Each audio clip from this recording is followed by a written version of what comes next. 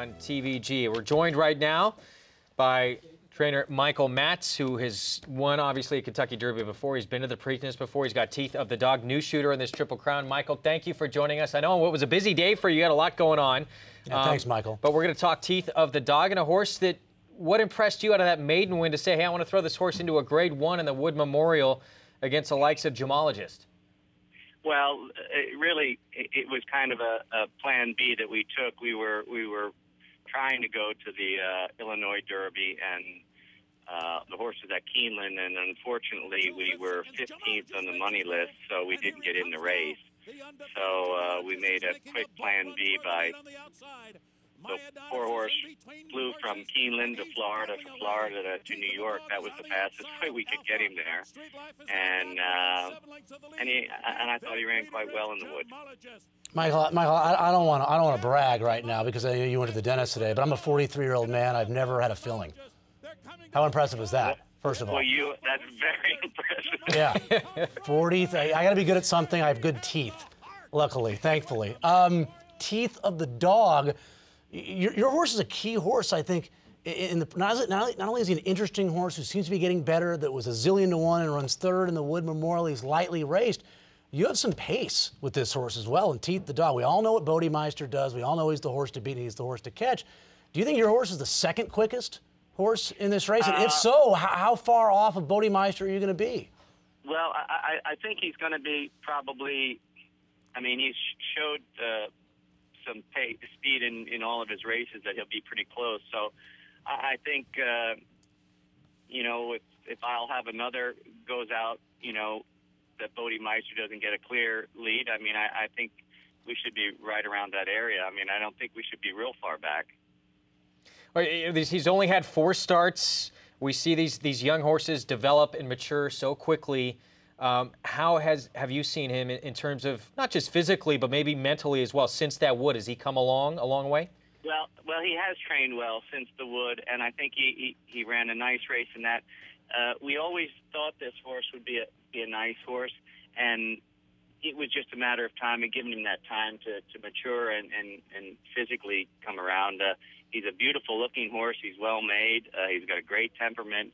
And it was just a matter of time that we thought he would develop into a real nice horse. And before we talk a little bit about Union Rags, your last question about Teeth of the Dog, how much of an advantage, in your opinion, is it for Teeth of the Dog, who hasn't raced since the Wood, April 7th, taking on, I mean, your top 4 choices are obviously all horses that ran in the Kentucky Derby 2 weeks prior. How much of an edge is that for your horse?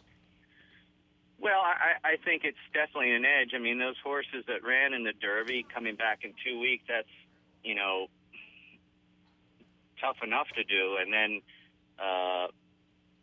Bob Baffert's horse ran 3 weeks before that and had 2 works in between that. So he sure ran a good race in the Derby. And I guess you just have to say, how many times can he keep doing that? Well, let's talk Union Rags. First, before we talk about what plans are next for him, talk about his Derby and his trip that I know didn't go all that great for him. How bad was his trip in the Kentucky Derby? Well, when we drew the 4th post position, I thought that, you know, I wasn't crazy about it, but in the Florida Derby, he did, you know, outbreak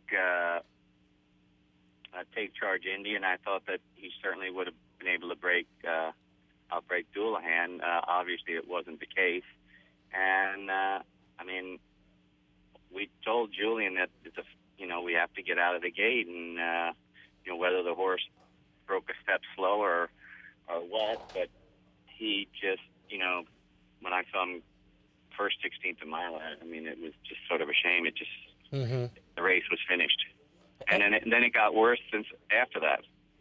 Have you gotten over this? It seemed to, I mean, I can understand why you would take it so badly. I mean, you have a horse that, you know, a lot of people thought was the horse to beat, favored most of the betting, but Bodemeister went up as the favorite. You were second choice. But it seemed like, I mean, it's a really hard one for you to get over. I guess, first of all, are you over it? And first of all, I mean, it's you know, I was lucky enough to have a horse like Barbaro and then to have a horse like Union Rags. And for the horse, you know, he's got one chance. Yeah.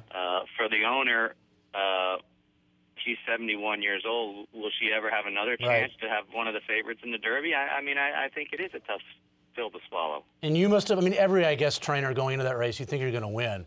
But it seems like with your reaction, you really thought with the right trip that you were going to win the race going in, which makes it that much more difficult to have the trip, to stomach the trip that he had. Well, I mean, it just, I mean, everything all winter couldn't have gone.